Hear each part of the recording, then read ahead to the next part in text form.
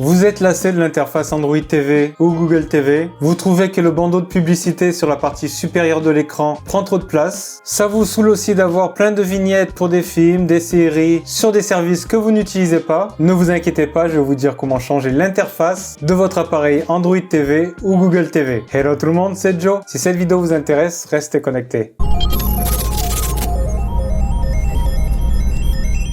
Pour pouvoir changer de launcher sur un appareil Android TV, il va y avoir plusieurs étapes, mais c'est plutôt rapide et pas spécialement compliqué. Il faut le faire une fois, après vous n'avez plus besoin de le faire. Donc en premier, on va se rendre dans les paramètres de son appareil, on va aller dans Préférences relatives à l'appareil, on va aller dans À propos, on descend et on va sur Build Android TV. C'est possible que sur votre appareil, ça porte un autre nom et on va cliquer 7 fois dessus. Vous êtes désormais développeur, donc on a activé les options pour développeur. On revient en arrière, on descend et vers le bas, on trouve les options pour développeurs.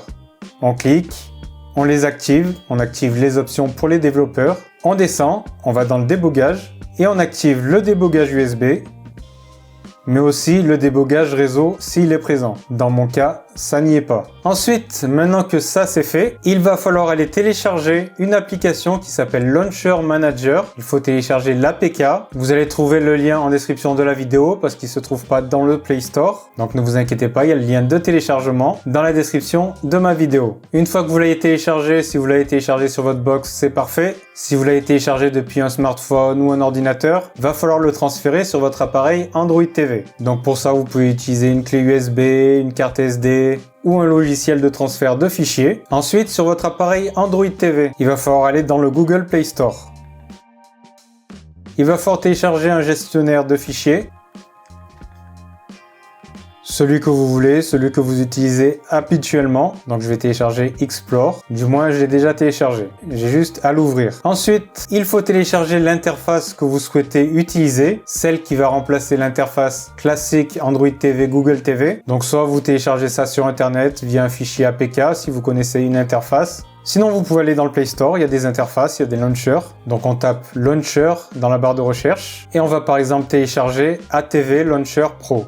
On l'installe, on peut l'ouvrir. Donc voilà, j'ai un nouveau launcher. Donc selon les launchers, ça peut être personnalisé, vous changez le nombre de colonnes, la taille des vignettes, les fonds d'écran, etc. Le problème, c'est que maintenant, si j'éteins mon appareil, que je redémarre, ou même si je vais sur la page principale de l'interface, au menu principal, ça va remettre directement l'interface classique Android TV. Je vous montre un exemple. Je suis revenu en page principale avec la touche de ma télécommande et ça me ramène sur l'interface de base. Donc on va retourner dans ATV Launcher Pro. Et donc ce qu'on veut maintenant, c'est que quand on éteint, on redémarre son appareil, quand on revient en page d'accueil, on garde toujours la même interface. Attention, il faut qu'en premier vous téléchargez et vous installez l'interface que vous voulez avoir, celle qui vous plaît et que vous voulez utiliser pour remplacer l'interface basique, l'interface de base. Et c'est qu'après avoir installé cette interface que vous installez l'application Launcher Manager. Donc pour ça, on va aller dans son application de gestionnaire de fichiers.